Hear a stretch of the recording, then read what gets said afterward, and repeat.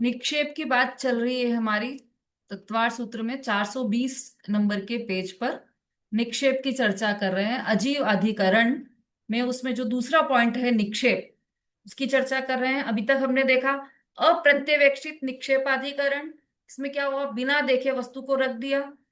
दो प्रमुष्ट निक्षेपाधिकरण, इसमें यत्नाचार रहित दुष्टतापूर्वक वस्तु को रख दिया, तो दुप्रमष्ट निक्षेपाधिकरण हुआ। तीसरा है सहसा निक्षेपाधिकरण, मतलब भय से या अन्य किसी जल्दी में, अन्य कार्य करने की जल्दी में जो पुस्तक, कमंडल, शरीर, शरीर आदि के मेल या कोई भी सामान रखना, वह सहसा निक्षेपाधिकरण है। जीव है या नहीं, ऐसा बिना देखे और बिना विचार किए शीघ्रता से पुस्तक, कमंडल, शरीर या शरीर के मेल को रखना, जहां वस्तु रखनी चाहिए वहां न रखना, सो अनाभोग निक्षेपाधिकरण है ना।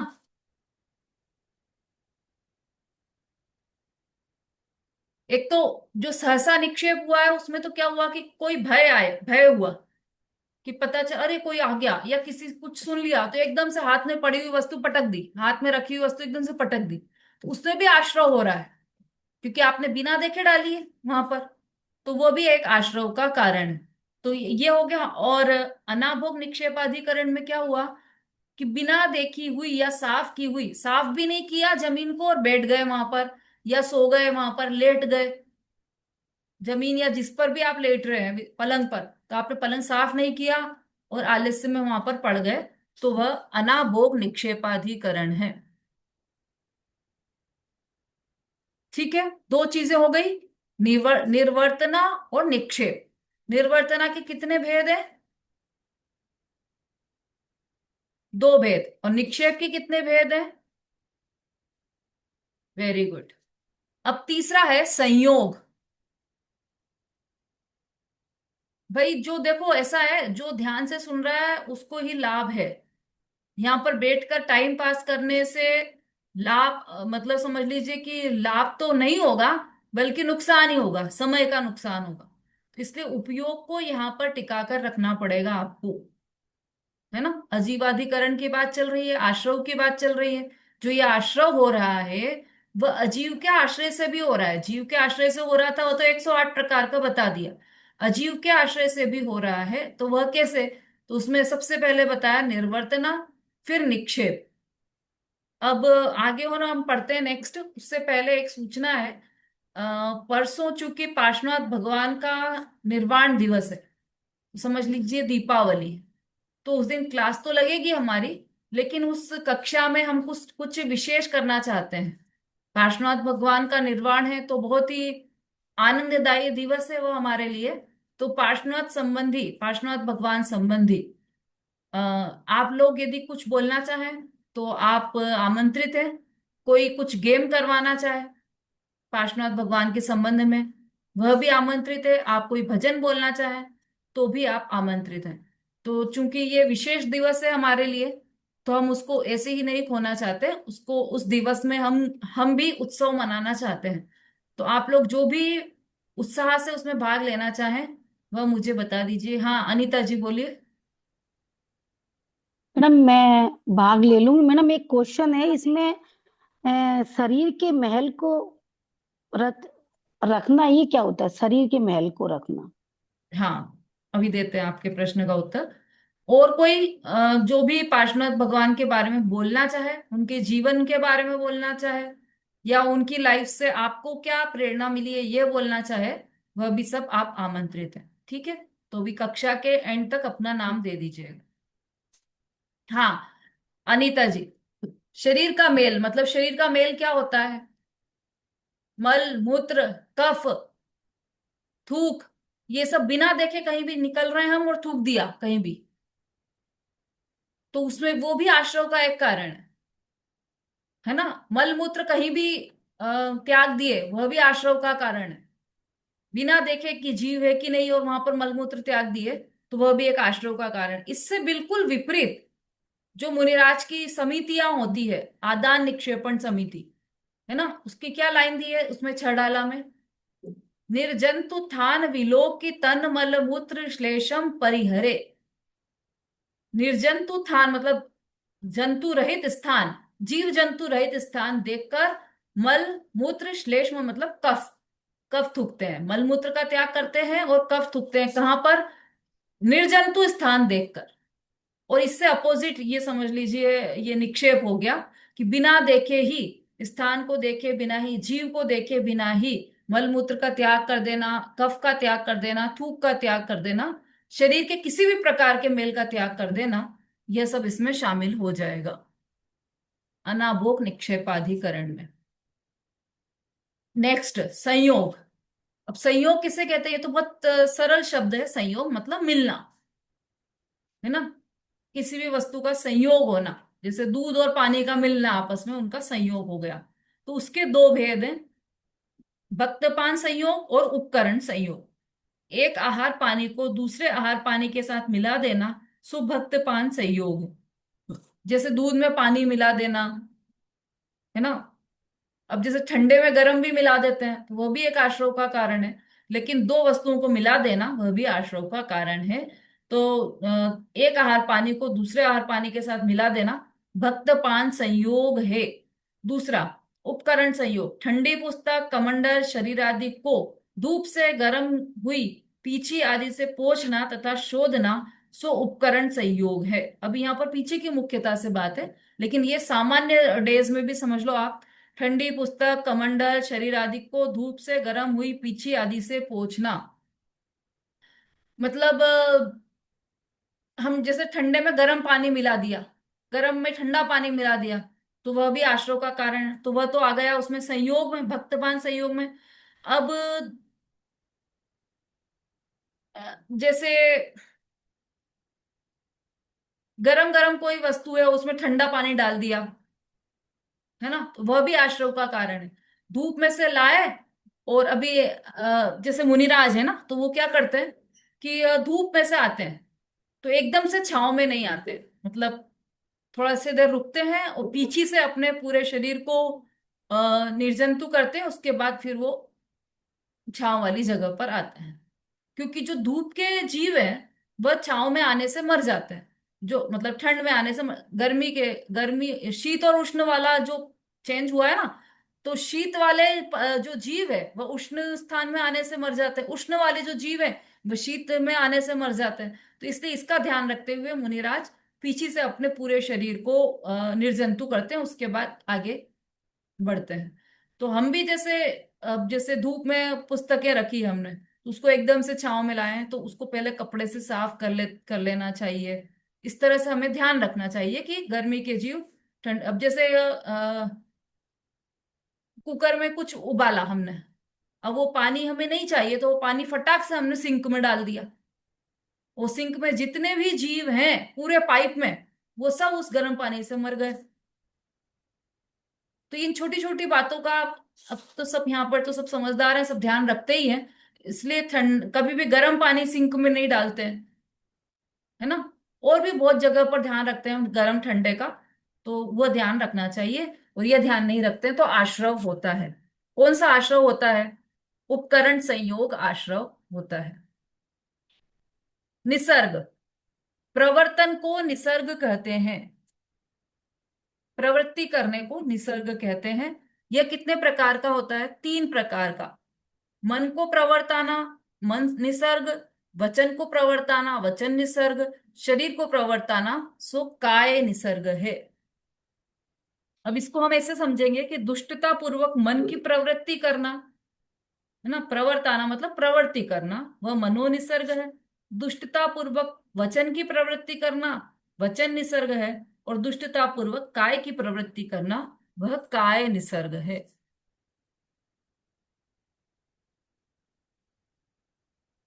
निसर्ग मतलब प्रवृत्ति करना या प्रवर्ताना। ठीक है। अब देखो नोट, जहां जहां पर के करने कराने की बात कही है वहां वहां व्यवहार कथन समझना, वहां वहां ऐसा समझ लेना कि व्यवहार से कहा है ऐसा, मतलब वास्तव में है नहीं ऐसा, लेकिन किसी को किसी में मिलाकर, कारण को कार्य में मिलाकर, संयोग देखकर ऐसा कथन कह दिया गया है। जीव पर का कुछ कर नहीं सकता तथा पर पदार्थ जीव का कुछ नहीं कर सकते। किंतु मात्र निमित्त नैमित्तिक संबंध दिखाने के लिए इस सूत्र का कथन है। केवल निमित्त नैमित्तिक संबंध बताया है ना।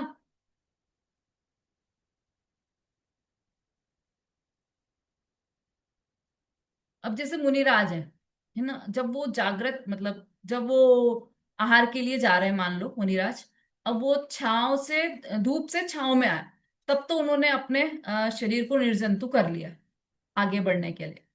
लेकिन वो किसी शिला पर ध्यान में बैठे हैं, और ध्यान में ही उनके शरीर पर पहले धूप थी और अब छांव आ गई, तो उसका पाप लगेगा कि नहीं लगेगा मुनिराज को? क्योंकि जब वो आहार के लिए जा रहे थे तब तो वो अपने पीछे से उन्होंने अपने पूरे शरीर पर अ, निर्जंतुक कर लिया उसको, शरीर को। और अभी तो ध्यान में लगे हैं और वहां पर तो उन्होंने किया नहीं, तो फिर पाप लगेगा या नहीं लगेगा उनको उस संबंधी? हाँ बोलिए। दीदी हाँ मैं, जी। दीदी जय जने, पाप नहीं लगेगा क्योंकि मैडम वो ध्यान में बैठे हैं ना, उन्हें शरीर से कोई मतलब ही नहीं है अभी। हाँ, इसका मतलब पाप नहीं लगेगा, मुझे लगता है सभी का यही उत्तर है। हम्म। क्यों नहीं लगेगा भाई? क्रिया तो वही की वही चल रही, शरीर की, है ना। अभी उनको ये लगना चाहिए था, कौन सा वाला, ये उपकरण संयोग वाला आश्रव होना चाहिए था, पर नहीं हुआ। और पूरी क्रिया वही की वही है, वही धूप आई, ठंडक हुई तो जीव भी उत्पन्न हाँ हुए, मैडम। जीव मरे भी सही, सब हुआ। लेकिन वहां पर मगर आश्रव वो, नहीं हुआ, क्यों नहीं हुआ? क्योंकि वो ध्यान में थे। क्योंकि देखो नीचे नोट में, पर के कराने की, पर का कुछ कर नहीं सकता, पर पदार्थ जीव का कुछ कर नहीं सकते। मतलब केवल इसलिए कि वो जीव मर गए हैं इसलिए मुनिराज को आश्रय हो जाए, ऐसा नहीं होगा। ये तो वो परिणाम सहित वैसा करें, अयत्नाचार पूर्वक प्रवृत्ति करें, तभी आश्रय होगा। मतलब आश्रय होता है आश्चर्य होगा। तो योग और उपयोग के संबंध से होता है। आवाज आ रही है? हम्म।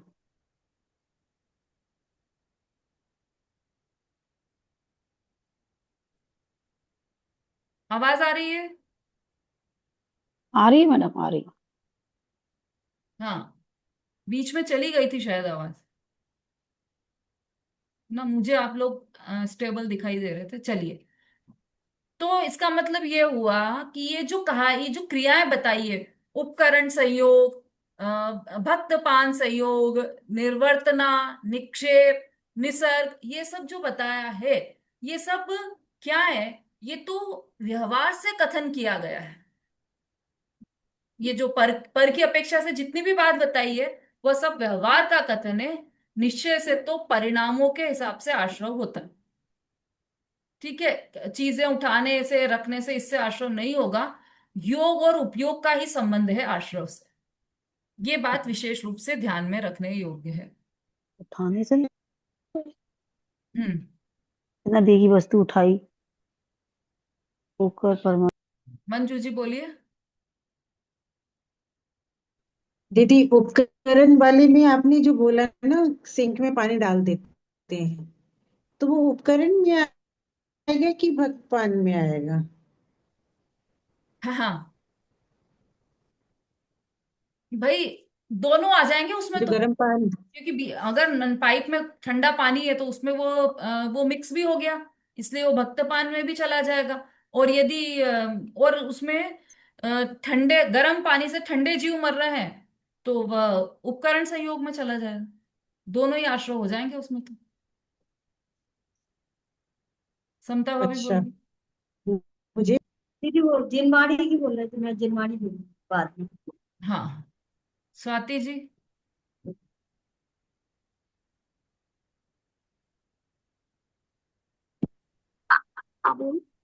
आंटी, आज हम भजन बोलेंगे।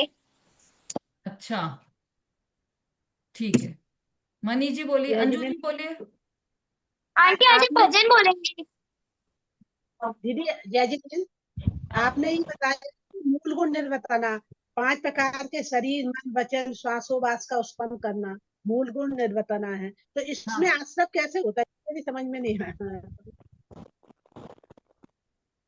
इसमें ऐसे आश्रय होगा कि श्वास आई गई, इसके आश्रय से भी आश्रय होगा, ये अजीव अधिकरण है ना, तो इसके आश्रय से भी आश्रय हो रहा है। तभी तो सिद्ध भगवान को श्वासोच्छ्वास नहीं है। अच्छा, इससे इसके आश्रय से भी आश्रय होगा। शरीर का बनना, मन वही वचन मेरे को काय का बनना, ये सब मूल गुण निवर्तन है, इसके आश्रय से भी आश्रय होगा। मनी जी बोलिए। समझ हाँ गए, दीदी, ठीक है दीदी। जैसे गैस पे से कुकर को उठाया और अधिकतर लेडीज फटाफट से उठाया, उसको स्लेब पर रख देती है, तो वो हाँ भी आश्रय हो गया। उपकरण बिल्कुल। में आया या कौन सा आया? हाँ, उपकरण में भी आ गया, भक्तपान में भी आ गया, सब में आ गया, बहुत सारी चीजें आ गई उसमें। एक क्रिया से कई प्रकार के आश्रय होंगे, ऐसा नहीं कि एक क्रिया से एक ही प्रकार का आश्रय होगा। जोड़ लेना उसमें आप, सब बहुत सारी चीजें हो जाएगी उसमें। उसमें मन को प्रवर्ताया तो मन निसर्ग हो गया, उसमें उसमें काय को प्रवर्ता रहे हैं तो काय निसर्ग भी हो गई। ऐसे बहुत सारी चीजें हो जाती है, एक क्रिया में कई प्रकार के आश्रय हो जाएंगे। ठीक है। अभिलाषा जी बोलिए। जैसे दीदी अपन लोग एसी कार से बाहर निकलते हैं, तो इसमें सामान्य मतलब अपन तो मुनि नहीं है, साधारण ग्रस्त है, तो भी अपन लोग को पाप पड़ेगा इतनी बारीक क्रिया में? हाँ हाँ लगेगा। बिल्कुल। ऐसा ऐसा ये नहीं भी है कि भक्त मुनिराज है, मुनिराज नहीं है अपन, जब तक मुनिराज नहीं है तो हमें ये सब माफ हो गया, ऐसा नहीं है। इनसे आश्रय ये होगा भक्त, ही होगा। और जैसे कुकर की सीटी बजती है बहुत तेज तेज, वो सब इसी में भक्तपान आश्रम में आ जाए। हाँ वो है, देखो जी, गृहस्थी है ना, गृहस्थम जी। गृहस्थ आश्रम मतलब समझ लीजिए आश्रव का साक्षात कारण है। तो वो श्रीमद जी ने लिखा है, पग मुक्ता पाप छे अने जोता जहर छे। मतलब पैर रखो और पाप है, और देखो और जहर है। मतलब आप एक जैसे पेड़ भी लाओगे तो उसमें आश्रव है, उसमें पाप है ही है। जैसे महाराज जी लोग शीत से गर्म की ओर जाते हैं तो अपनी पीछे से अपने आप को कर लेते, तो जैसे अपन भी एसी से बाहर जा रहे हैं तो थोड़ा कपड़े से पोंछ लेना चाहिए, तो उससे बच जाएंगे आश्रम से दीदी। वो क्या है, एक ही, इसीलिए मैंने बोला कि कोई भी एक क्रिया कर रहे हैं हम, उसमें एक ही प्रकार का आश्रव नहीं लग रहा है, कई सारे तरह के आश्रव लग रहे हैं उसमें।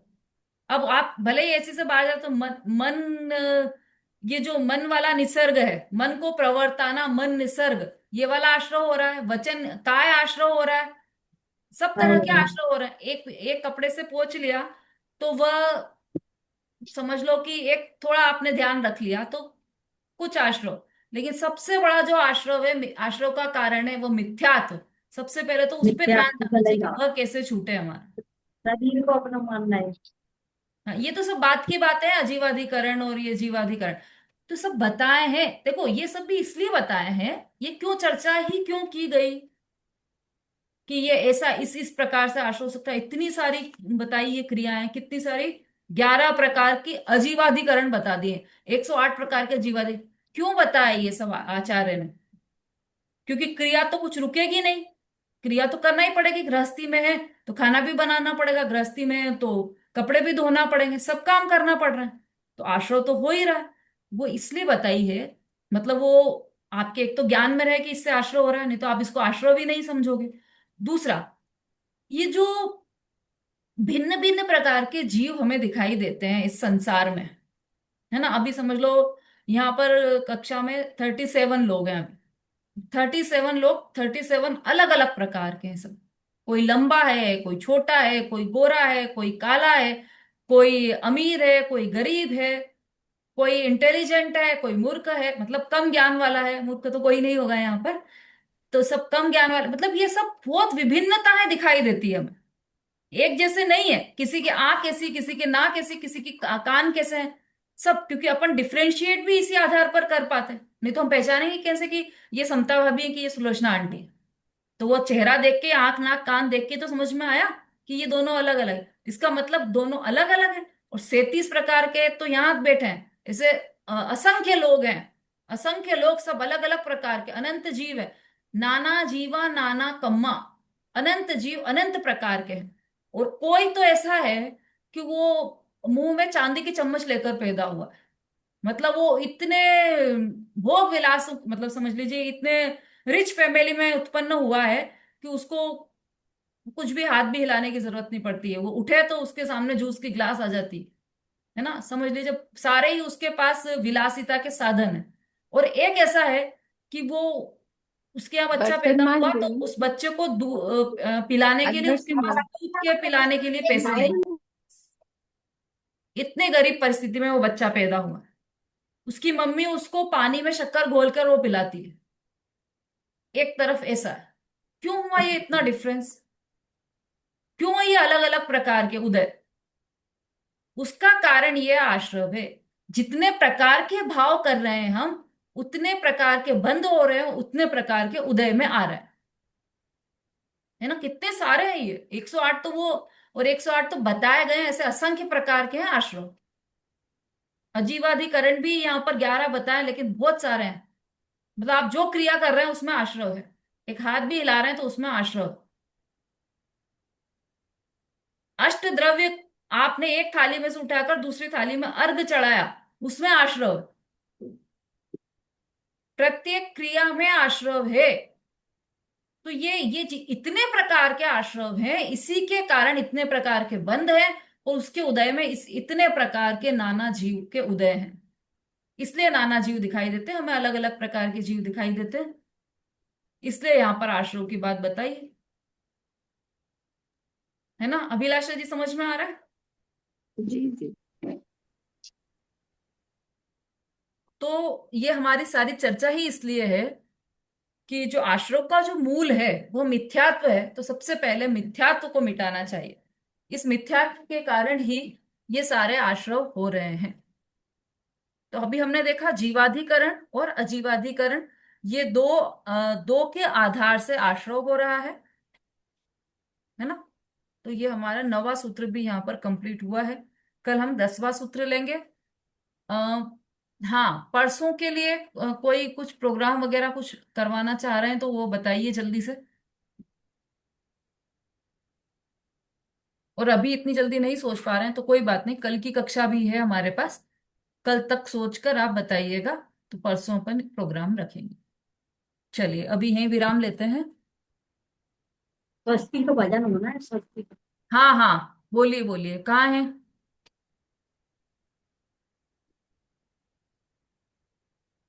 हाँ, अपना वीडियो ऑन कीजिए।